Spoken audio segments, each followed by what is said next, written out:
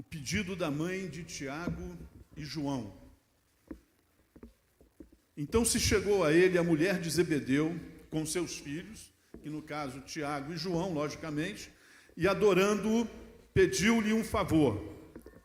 E perguntou-lhe ele: que queres? E ela respondeu: manda que, no teu reino, esses meus 2 filhos se assentem, um à tua direita e outro à tua esquerda. O pedido não foi pequeno, não, né? Já pegou logo no máximo. Só faltou pedir o lugar de Jesus também, né? No versículo 24. Ora, ouvindo isso, os 10 indignaram-se contra os 2 irmãos. Então Jesus, chamando-os, disse: sabeis que os governadores dos povos os dominam, e que os maiorais exercem autoridade sobre eles. Não é assim entre vós. Pelo contrário, quem quiser se tornar-se grande entre vós, será o que vos sirva. E quem quiser ser o primeiro entre vós, será vosso servo. Tal como o Filho do Homem, que não veio para ser servido, mas para servir e dar a vida em resgate por muitos. Senhor, mais uma vez te louvamos, mais uma vez te agradecemos pela tua palavra, que é viva e eficaz, e pedimos, ó Deus, que tu tenha misericórdia de nós. Fale conosco, fale através de nós. Oramos em nome de Jesus. Amém. Eu fico imaginando João e Tiago, que foram 2 dos pais da igreja, 2 dos homens mais usados por Jesus, quando eles amadureceram, quando eles tiveram realmente uma experiência viva, real, profunda, transformadora com Jesus, como eles se sentiram desconfortáveis com essa situação. Ainda bem, né, para eles e para nós, que o Evangelho, ele é o poder de Deus, mas o Evangelho também é perdão. Eles foram perdoados por isso. Eles puderam ser transformados, puderam crescer, amadurecer. O apóstolo Paulo, em 1 Coríntios 13, 11, ele diz: quando eu era menino, falava como menino, sentia como menino, mas logo que cheguei a ser homem, acabei com as coisas próprias de menino.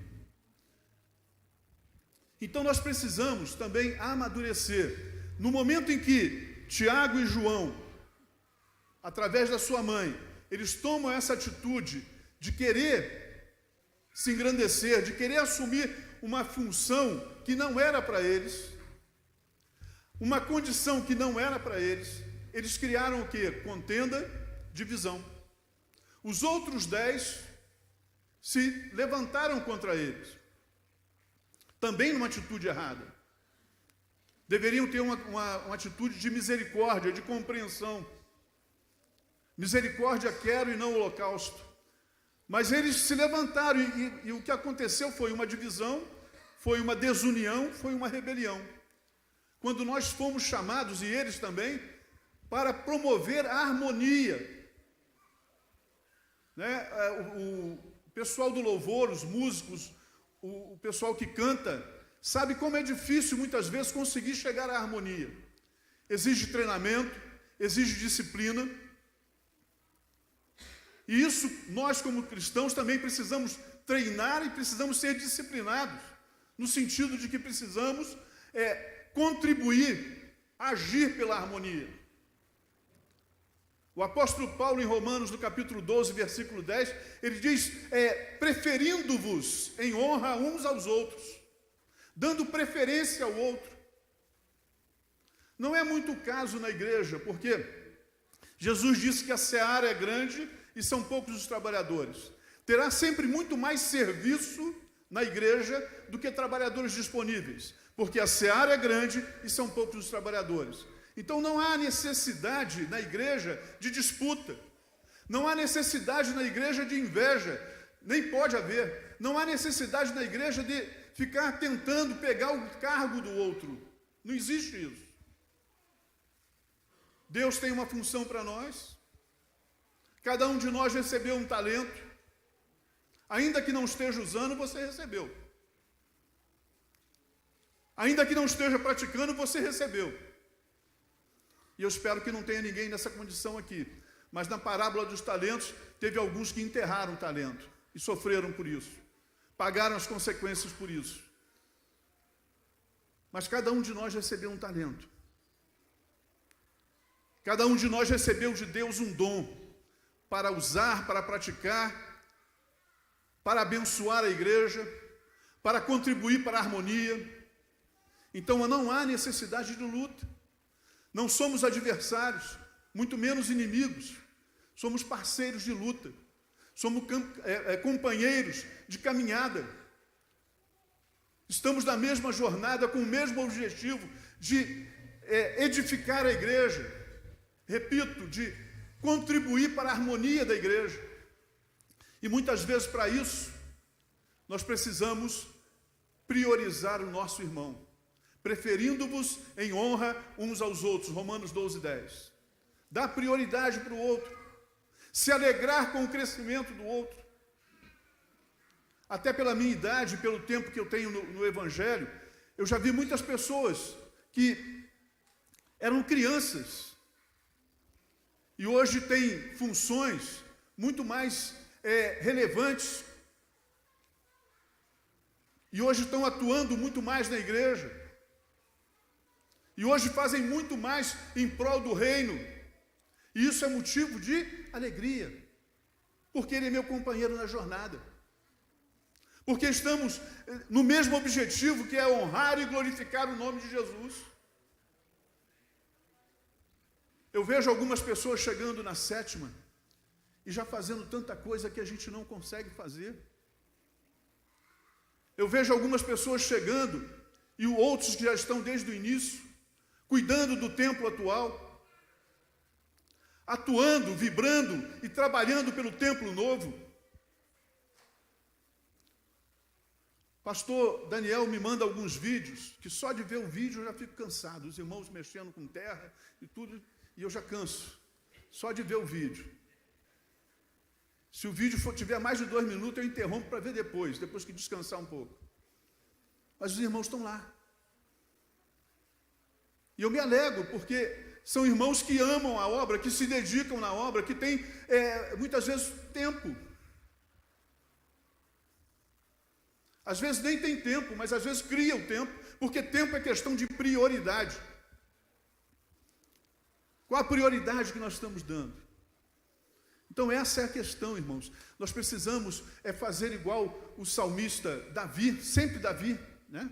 No Salmo 139, 23, 24, ele diz assim: sonda-me, ó Deus, e conhece o meu coração, prova-me e conhece os meus pensamentos, vê se há em mim algum caminho mau e guia-me pelo caminho eterno.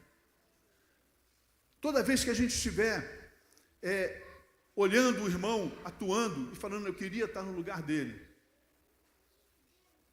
a gente tem que orar essa oração de Davi, no Salmo 139, sonda-me, ó Deus. Nem precisa, na hora que tiver com esse sentimento, já estamos no caminho mau. Conserta a minha vida, repara a minha vida, ajuda-me, sustenta-me, que eu possa seguir pelo caminho eterno, que eu possa seguir pelo caminho da paz, pelo caminho da harmonia, pelo caminho da edificação da igreja, que eu possa contribuir para isso. E certamente, Deus não vai te dar o lugar do teu irmão, mas Ele vai te dar um lugar ao lado dele, para que vocês possam fazer em conjunto, para que nós possamos fazer em conjunto a obra dele, e para que o nome dele seja glorificado, seja honrado, e o nome dele seja edificado, porque a ele toda a honra, toda a glória e todo o louvor. O apóstolo Paulo, mais uma vez, Romanos 11, 36, porque dele, e por meio dele, e para ele, são todas as coisas. A igreja tem um dono só. A igreja tem uma pessoa só que precisa ser e deve ser honrada. E essa é Jesus. Não existe outro dono. Não existe outra pessoa que tenha que ter destaque na igreja. Importa que ele cresça e que eu desapareça. Os hinos que nós cantamos, principalmente os 2 primeiros, depois os irmãos peguem lá, né, no YouTube e cante novamente esses 2 hinos. E vocês vão ver que tudo ali é falado e o destaque é Jesus. E todos os hinos que nós cantamos, e tudo que nós pregamos, e tudo que nós falamos, e tudo que nós aprendemos, e tudo que nós ensinamos, tudo tem a ver com Jesus. É Jesus, Jesus, Jesus. Não existe outro. Ele, repito, é o único dono da igreja. Ele é o único destaque da igreja. Ele é o único que tem que ser honrado. E para a gente fechar, eu queria ler Colossenses 1, 16 a 18. Se alguém tivesse alguma coisa próxima disso aqui, podia ser até honrado na igreja. Se alguém tivesse alguma coisa próxima dessa situação aqui, poderia até ser destacado na igreja. Poderia estar até, de repente, do lado direito ou esquerdo de Jesus. Porque nele foram criadas todas as coisas, nos céus e na terra, as visíveis e as invisíveis, sejam tronos, sejam dominações, sejam principados, sejam potestades. Tudo foi criado por ele e para ele. Ele é antes de todas as coisas, e nele subsistem todas as coisas. Também ele é o cabeça do corpo, da igreja, e o princípio, o primogênito dentre os mortos, para que em tudo tenha a preeminência. Meus irmãos, que Deus tenha misericórdia de nós e nos ajude, para que possamos ser encontrados fiéis. Amém? Vamos orar mais uma vez. Eu vou chamar a Laura, que ela vai conduzir aqui com as crianças e a distribuição das classes. O presbítero Marcelo vai estar aqui ministrando a aula. Nós vamos estar aprendendo. O presbítero Marcelo é um que eu conheci adolescente, né? E hoje ele está aqui, graças a Deus, glória a Deus na igreja.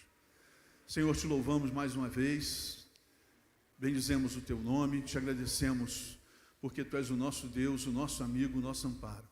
Ajuda-nos, Senhor, precisamos de ti, dependemos exclusivamente de ti. Nós oramos em nome de Jesus. Amém.